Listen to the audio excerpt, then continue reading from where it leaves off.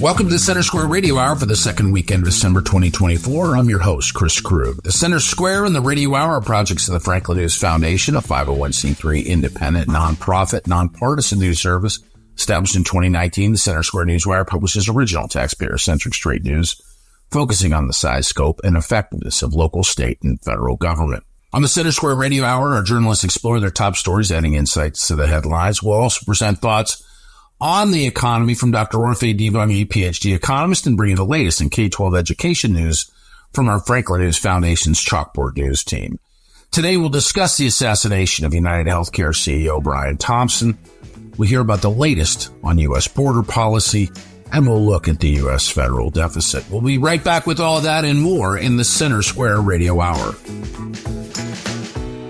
Knowledge is power, and you deserve to know what happens in your state government. That's why the Center Square's reporting zeroes in on state authorities publishing stories that show where your money goes and who spends it. The Center Square gives power to the taxpayer by tracking politicians' use of the people's money and demanding transparency from state-run agencies. This is how the Center Square equips you, the American taxpayer, to hold your state government accountable. Sign up now for your state's Center Square newsletter at thecentersquare.com.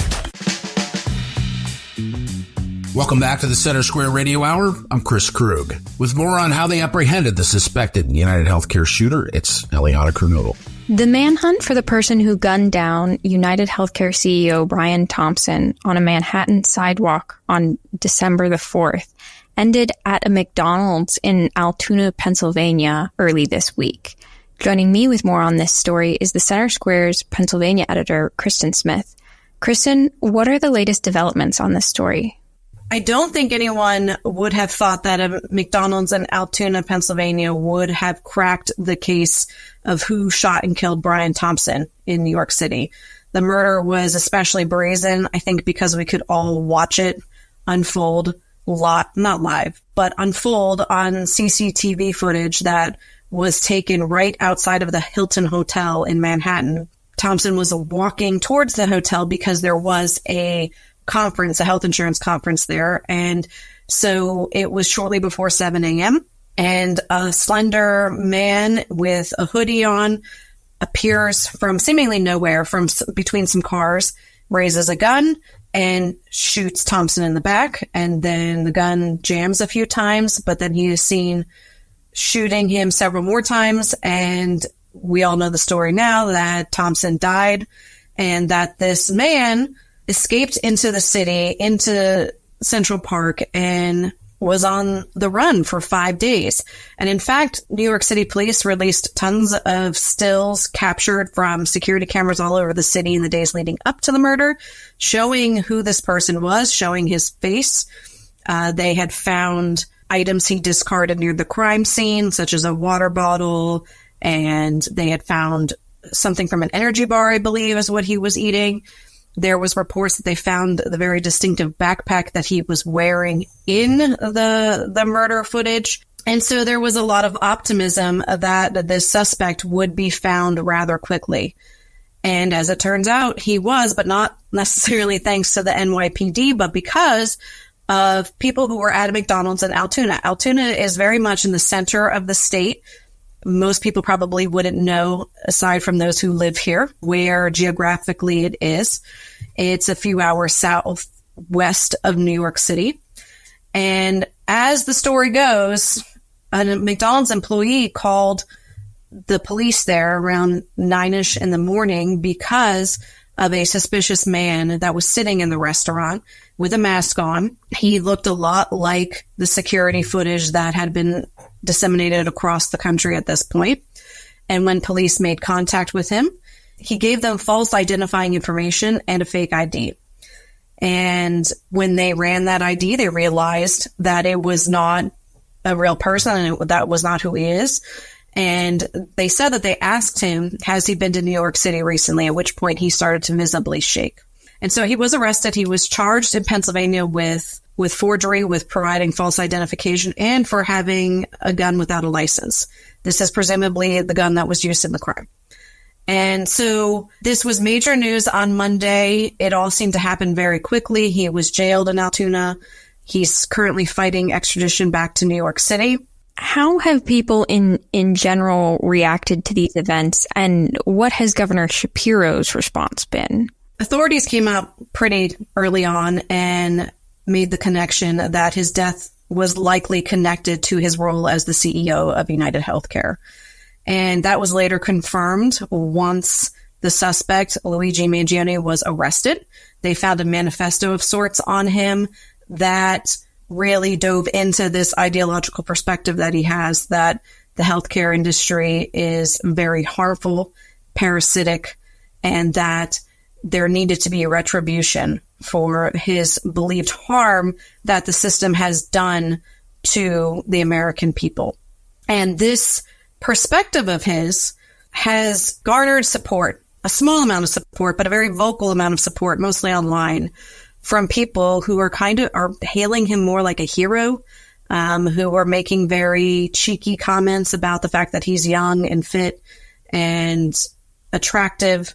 There is even people who are donating to his legal defense, which appears to be more of a symbolic choice rather than a genuine concern that he doesn't have the money to pay for legal defense. He comes from a very wealthy family in Baltimore. He's got 2 degrees from the University of Pennsylvania. It's an Ivy League school. So certainly the man is not hurting for money here.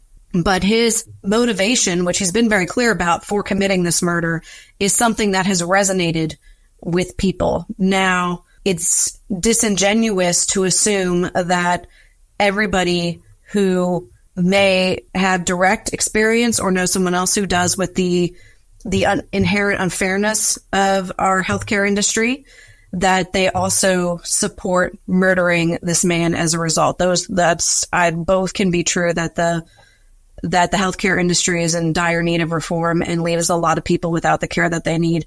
And also murdering this man was not the answer. However, that seems to be getting lost in the conversation as the online support for this suspect has really gained more and more media attention. In fact, the more that comes out about him, the more you see that support growing. And it's unusual for such a high-profile case to have such ardent and shameless support simply because the person who died was a wealthy CEO of a company that exists in an industry that they feel is unfair. And for Shapiro's part, he spoke at a Monday evening press conference in Altoona where he called out this sentiment directly.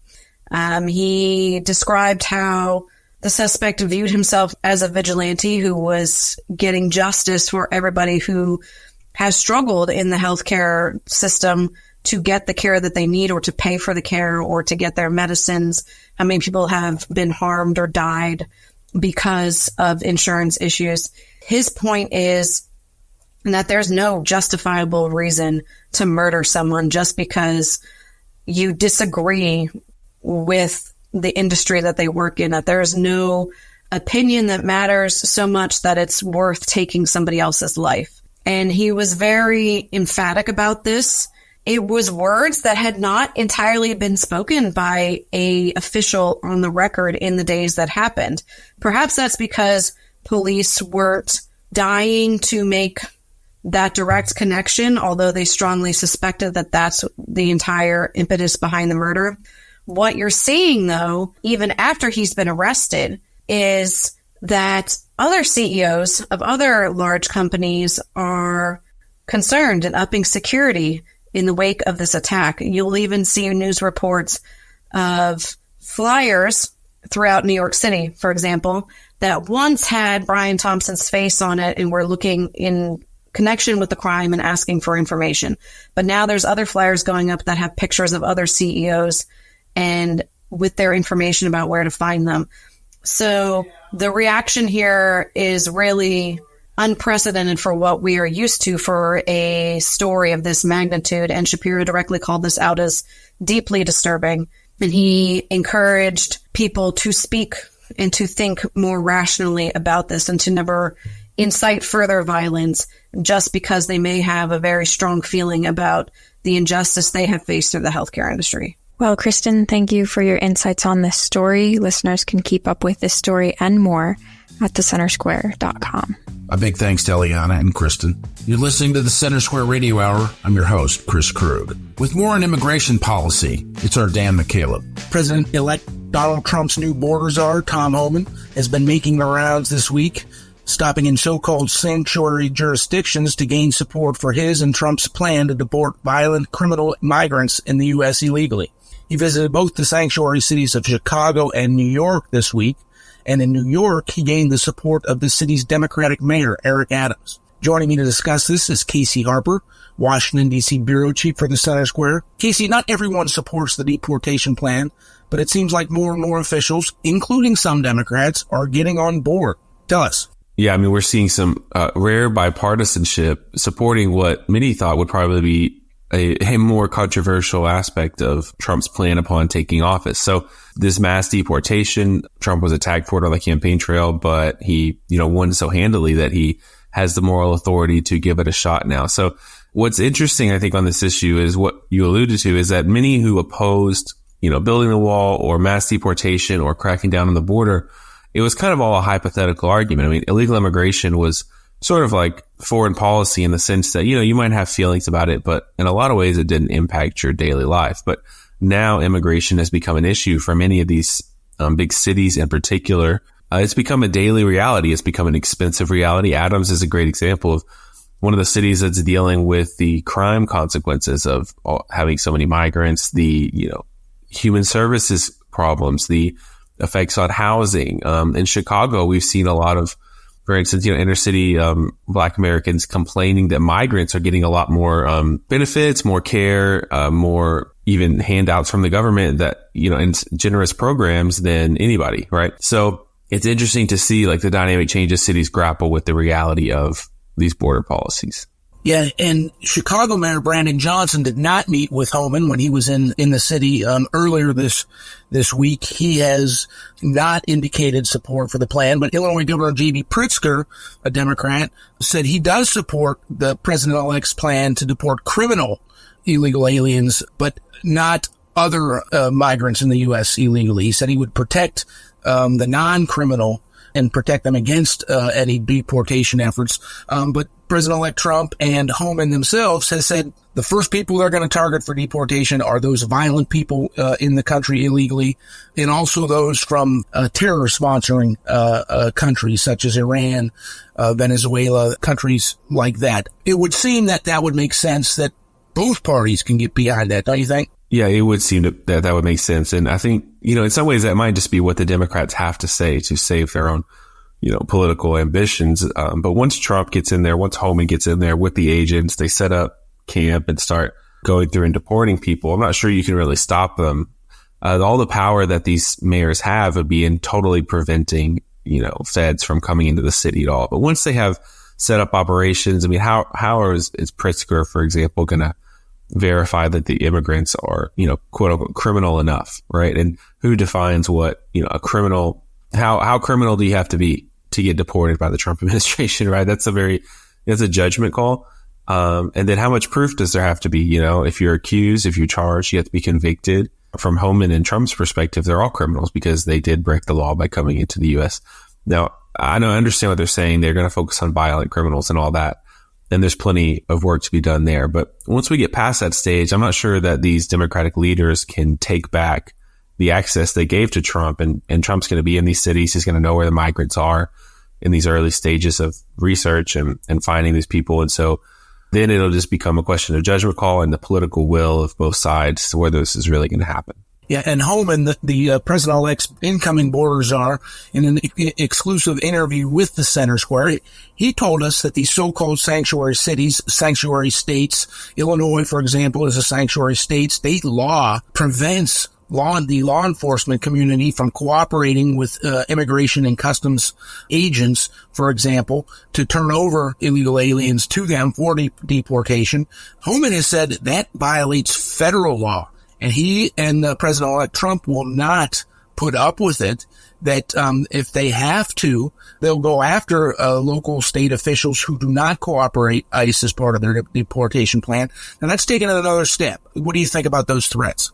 Yeah, I mean, there's a lot of violating federal law to go around on this issue. I mean, the federal government and federal officials have been violating federal law for years under the Biden administration by refusing to enforce the law that they're paid to enforce. I mean, they've, made some slight administrative changes, but you could definitely make the argument that the federal government, federal officials violated the law by not enforcing the laws, the immigration laws that Congress put on the books, right? Purposely dragging their feet, just not doing it.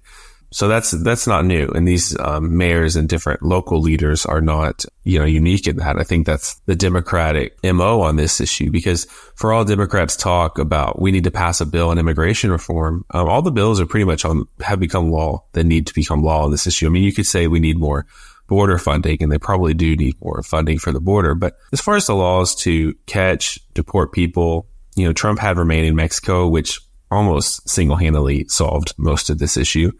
All these things were easily done without a new law. And that was really the deception that Democrats were pushing during the campaign. But so all the laws are in the books. If he does go after these people, I mean, it's hard to predict the political impact of anything in this new cycle, in this new Trump land, where he does, sometimes the more controversial he is, the more people love him or the better he turns out in the end. I don't think these Democratic mayors are very well loved nationally. Maybe they're popular in their own towns, in their own cities. I don't doubt that. But generally, they're kind of, in the rest of America, especially to Republicans, they're part of these boogeymen who are kind of ruining the country, this handful of Democratic leaders like Schumer and Pelosi and all the rest who have somehow held back the will of the American people, and a President Trump who was elected with the popular vote and pretty much a landslide victory. So I think it depends on how his tone, his rhetoric. If he really tries to put him in jail, he's definitely going to get some pushback. But politically, I think people are pretty fed up on this issue, and they want to see more aggressive stance. Thank you for joining us today, Casey. Listeners can keep up with this story and more at thecentersquare.com. Thank you, Dan and Casey. You've been listening to the Center Square Radio Hour. I'm your host, Chris Krug. Back with more on the federal deficit, it's Dan McCaleb. There have been mixed signals on the state of the U.S. economy this past week. Inflation remains frustratingly elevated. The national debt and budget deficit under the Biden administration continue to surge. But optimism that the economy will improve under President-elect Donald Trump is rising, particularly among the business community. Joining me to discuss this today is Casey Harper, Washington, D.C. Bureau Chief for the Center Square. Casey, where do you want to start? Well, we can start with the deficit. I think that is, a good launching off point here. The deficit is soaring as President Biden heads out the door. I mean, I've been covering the deficit for years now. And people may not know or may not remember that before the COVID-19 pandemic, the deficit never topped $1 trillion. And of course, the deficit is how much money we borrow in one fiscal year. The national debt has continued to rise. We're over $36 trillion now. I mean, we're hitting these landmarks. We'll probably be at 37 trillion just, before this time next year. Say that. We'll be on our way to 38 trillion probably, or maybe past it by this time next year. So, the national debt's rising at a rapid pace. Now, the deficit, like I said, was never before above $1 trillion. Now it's regularly over $1 trillion. It doesn't drop below $1 trillion. Last fiscal year, the deficit was $1.8 trillion. Okay. So $1.8 trillion deficit last fiscal year under Biden. So you might say, okay, with this fiscal year, how are we doing? Well, this fiscal year, the deficit is rising about 40% faster than it was the same time last year. All right. So as Biden's heading out the door, some of this is because, some of this spending was kind of pushed beyond the election. But right now, the deficit is rising faster than it was this time last year. And so Trump's got a big problem on his hands that he has to address somewhat. I mean, he didn't run really on cutting the deficit at all. He's talking about, tax cuts. He argues tax cuts will pay for themselves with increased growth. I understand that argument, but the deficit's out of control now. So what does that mean for the economy? Well, there's a few markers which you referenced. One, inflation is up. That's driven not entirely, but at least partially by that federal debt spending that we just talked about, those high deficits. And the deficits have been so high for so many years in a row. Inflation is up. Of course, inflation during COVID and after COVID was at record, just crazy levels, almost 9% at times. And it got back down to more manageable levels at points this year, but it's speeding up here at the end of the year. Producer prices in particular, Dan, are being driven by higher food costs. And so I think this is interesting, just even throwing it back to you. You know, we always cover the taxpayer angle, and I want to talk about gas prices and small business optimism in a minute, but just throwing it back to you, you can say the stock market's doing good and, GDP looks good, but when inflation is being driven by higher costs of pork, beef, and eggs, how much is the average American really experiencing this quote unquote better economy? Yeah, and of course, that's the first thing American consumers notice when they go to the grocery store. How come meat is so expensive? How come the price of eggs are so expensive? That's the first thing they notice, because they pay directly for it when they check out. It costs Americans more. And of course, inflation, while it remains elevated, it's not what it was like 2 years ago, when we were seeing 40-year high inflationary costs, but those costs never came down. So the inflation we're getting now, the 3% cost increase year over year, that's on top of the 20+% cost increases that we saw when inflation was increasingly elevated. But let's turn now, Casey, to this optimism in the economy. There have been a couple of surveys that have been released in the last week or so that show that businesses are more confident that the economy will improve. Tell us about that. Yeah, surveys from the National Federation of Independent Businesses, they keep track of how small business owners are feeling about the economy, how optimistic they feel. And their optimism has been pretty low in recent years, to be honest. It's been consistently low. It's had ups and downs at different times. But this is the first survey since Trump and Republicans won. And so it's interesting to see, how do these business leaders feel that the results of this election is going to impact the economy?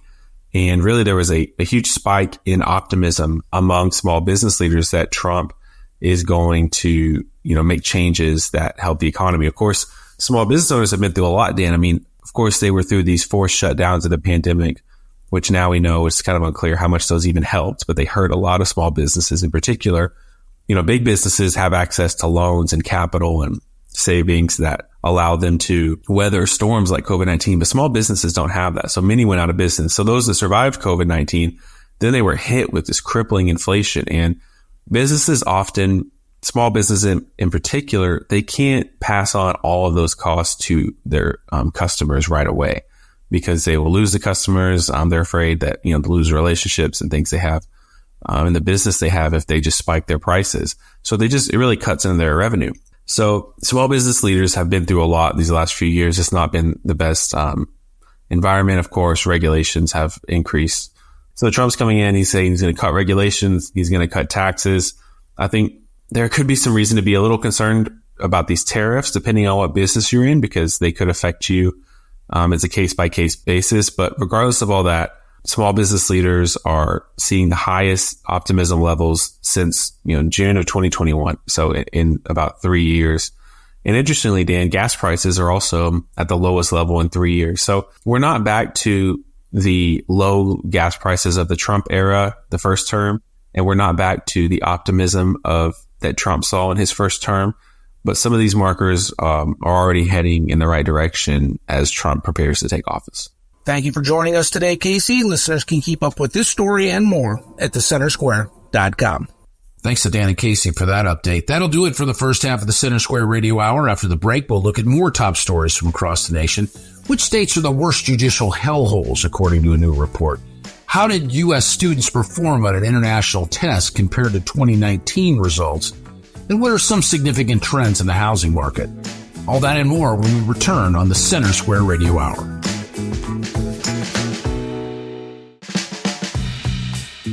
Welcome back to the Center Square Radio Hour. I'm Chris Krug. Here are this week's quick hits, some of the original reporting you may have missed at thecentersquare.com.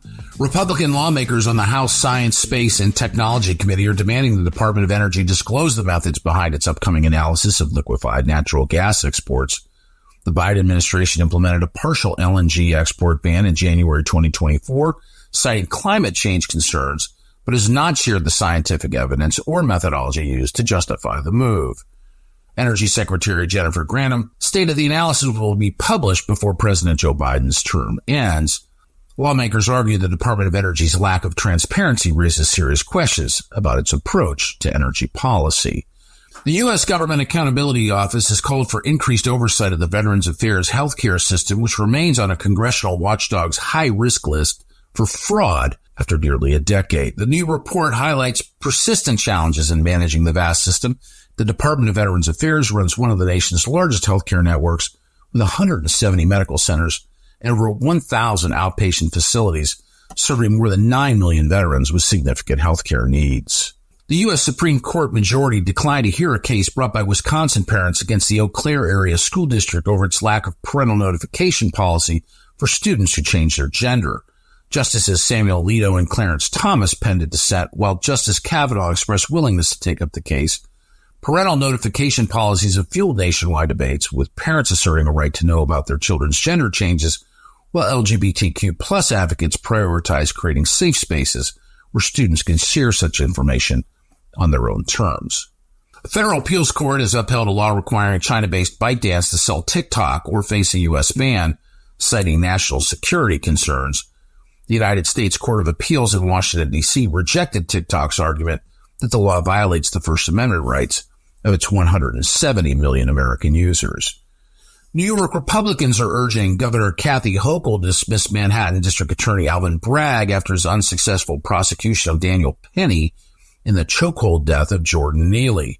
A Manhattan jury on Monday acquitted Penny of criminally negligent homicide days after a deadlocked jury led to the dismissal of a more serious manslaughter charge. Critics allege Bragg's decision to pursue the case was politically driven, prompting calls for his resignation or removal from office. You can find more on these stories and others like them from across the country at thecentersquare.com. We'll be right back with more on the Center Square Radio Hour. Some people would call him a loser. He ran for state office. He was beaten. He started a business. He failed. He ran for Congress. He lost. He was nominated for vice president. He lost again. But he knew only those who never tried are the real losers. And Abraham Lincoln was no loser. Persistence. Pass it on. From the Foundation for a Better Life at values.com.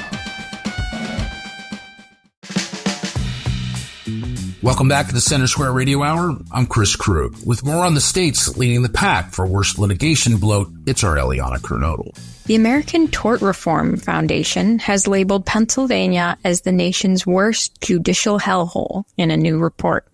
Joining me with more on this story is the Center Square's Christina Lingell. Christina, what did this report look at to determine what it calls judicial hellholes? So it looked at a variety of factors, including the size of awards being given to people who are filing lawsuits.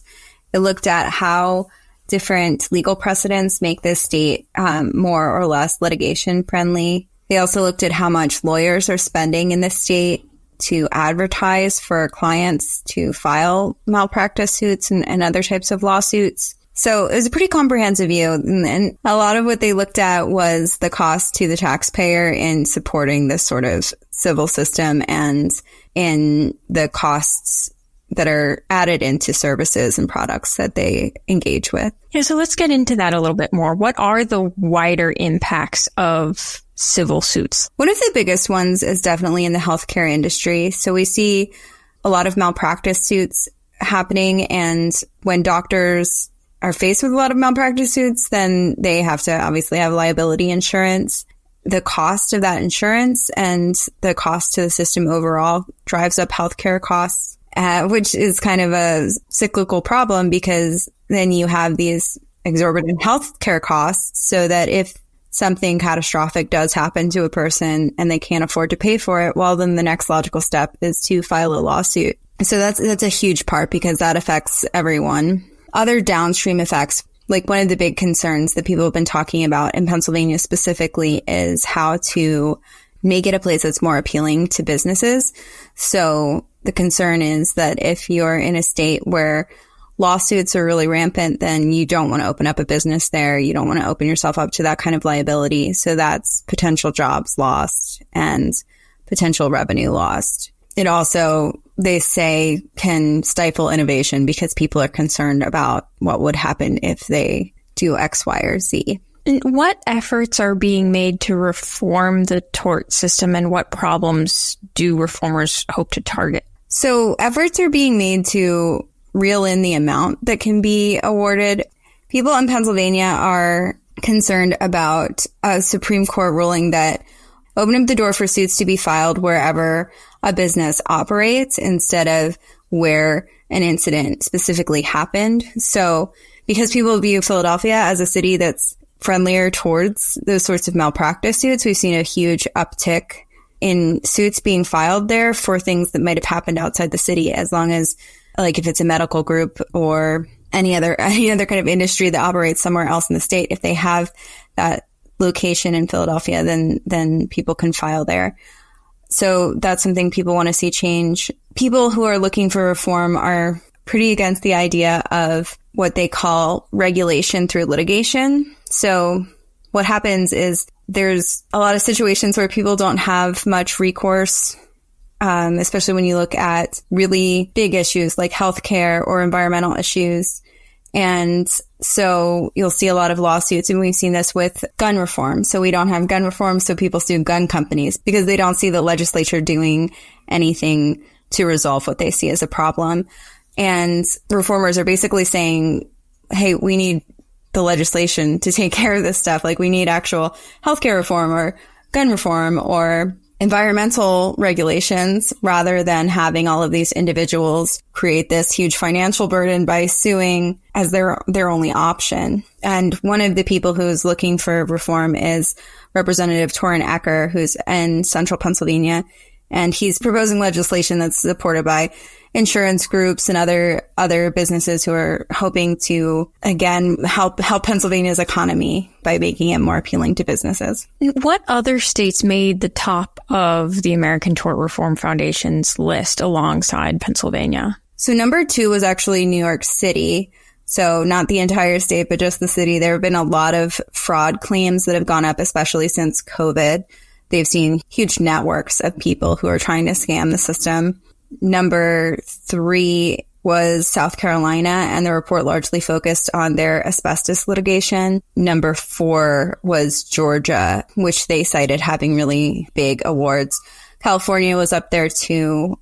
They look at novel theories of liability, which, are creative ways that lawyers find to say that somebody is responsible for an injury or loss or something to that effect that have not occurred previously in law. Christina, thank you for your insights on this story. Listeners can keep up with this story and more at thecentersquare.com. Thank you, Eliana and Christina. You're listening to the Center Square Radio Hour. I'm your host, Chris Krug. With more on student performance on international testing, we'll now go back to Eliana Kernodle. According to international test results, student academic performance in the United States has dropped dramatically since 2019, the last assessment and the year before government and school leaders sent children to learn at home during the COVID-19 pandemic. Joining me to discuss this is Chalkboard News editor Brennan Clary. Brennan, let's just start with the basic. What is this test? Yeah, so that's a good question. It's one that I think a lot of people probably haven't heard about, and it comes around every several years. So it's not like this is released every year, and it's a very well-known metric, but I think it is a good metric to look at, performance over time. So it's called the Trends in International Mathematics and Science Study. And so that is the name of it. And so it's for short, it's just called TIMSS or TIMSS. And basically it's what it sounds like. It's an international assessment that monitors student achievement in math and science. And it's given to currently over 70 countries. And it's been going since 1995. So that's it's all 3 decades of looking at how are students doing in these different countries. And so, some, I think, countries have joined it more recently than that, but the United States has been taking this and has been administering it to students since 1995. So there is this data that we have that shows, it kind of shows the trends of academic achievement according to tests, right? So that's the other thing too to point out, is that this is a standardized test, and that kind of has its own sort of, there are a lot of critics of it who say, it doesn't really show like this is what students are learning. And then on the other side, it's like, well, this is the metric that we have, so we need to kind of use that and think about this in terms of, learning loss. So we can rely on these tests. Those advocates would argue we can rely on these tests for kind of a metric of how students are doing. And what students are tested on this test? Is it every grade level or just certain ones? Yeah, just certain ones. So there's in this one, in the TIMS, it's science and math. And so you had fourth grade students taking the science and fourth grade students taking math. And then you have eighth grade students taking science and math. And so you have basically four different metrics there, in both grades taking both of those subjects. So that's really the only data that we have from that one. And there is another test that does measure reading, but that was not included in these results. So what do we see in these latest results? Yeah, essentially, overall, we saw that most students had decreased performance. And so for the 49 countries with comparable fourth grade data in 2019, 14 showed an increase in average mathematics achievement in 2023. 13 had a decrease and 22 had no change. The organization who runs the test, the IEA, said in a press release last week. And those trends were similar in science, where 15 showed an increase in achievement, 13 showed a decrease, and about 21 had no change. And then the organization, the one that runs the assessment, the TIMS assessment, they said that eighth grade students, only several countries saw improvements there. So broadly speaking, 34 countries with, the comparable eighth grade data in 2019, only 3 showed an increase in average math achievement, and 14 showed a decrease, and 17 had no change. And that was similar in science. Only 3 countries had an increase in average achievement. 15 had indicated a decrease, and 16 had no change. So broadly, these countries had the ones that were also tested in 2019. Most of them, especially in eighth grade, 15 of them went downward, 16 had no change, and only 3 of them got better. So we did see a lot of academic declines according to this test nationwide, specifically the United States. And that was the main focus for Chalkboard News, because we focus on taxpayer news, and specifically we're focused on outcomes for taxpayer money, is that we saw declines, rapidly, greatly declines since 2019, since the start of the pandemic. So in the 2023 assessment, fourth graders had an average math achievement score of 517. That's down from 541 in 2011 and 518 in 1995. And so those were the previous low scores. So in 2019, the average score for math was 535. So there was an 18-point drop in the 4 years spanning the pandemic, right? So these fourth grade students have just seen a crushing drop. In eighth grade, on the math assessment, that was a 27-point fall from 2019 to 2023. So in 2019, they had a score of 515 on average. And then in 2023, there was 488. So again, these are pretty radical drops year over year. And a lot of these were the lowest. Some of the scores for the average American student were the lowest ever recorded. So the lowest score for eighth grade math students was 492 the first year that it was taken. And we had been on an upward trajectory until COVID-19, where you had seen maybe a slight decline in 2019 over 2015, but a lot of them just dropped precipitously and, had not, come back. So in a lot of these cases, it was sometimes the lowest score that students had ever received from the U.S. So what is the U.S. trying to do to address these issues? Yeah, I think a lot of people are aware of how much money the federal government authorized to spend on schools for the recovery of students who were told to stay home during COVID and move school online. So we've seen billions of dollars, routed toward educational recovery. And that hasn't seemed to play out in a big way so far. And a lot of the national test scores, a lot of these international test scores that show the national performance, they've not yet indicated that there's been a rebound in educational performance. So that's kind of the tough part, is when you're looking at all of these different test scores that come in, there's not really a lot of light. I mean, still we're finding, more and more just that, how far students are still behind, and that, how much work there is to be done. It's very interesting to know that Secretary Miguel Cardona, who has, weighed in on some of these international test scores before, hadn't said anything yet. The other thing too I wanted to bring up is that this is an international test score. This is a standardized assessment. This is, a picture of one aspect, right? This is a standardized test. Some people say maybe we stopped teaching toward the test since 2019. A lot can change.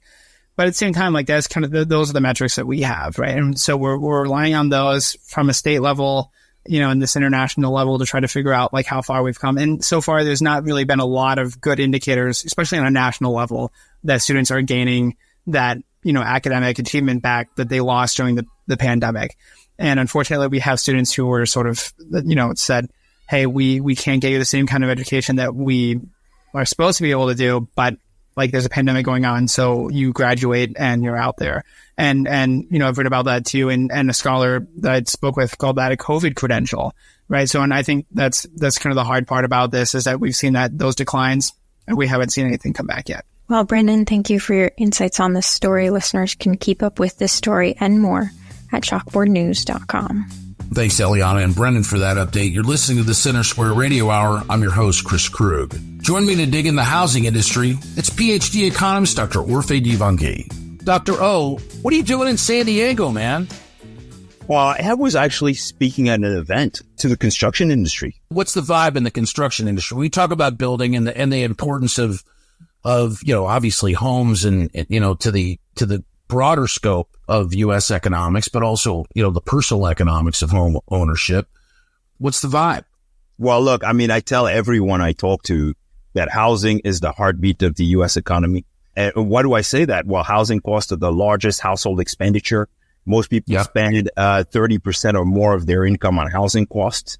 Some families end up spending more than 50% of their income on housing, right? Especially as of late when we've had rapid prices and rents increases. And by the way, when you get higher housing costs, you also get higher interest rates, which really squeeze consumers.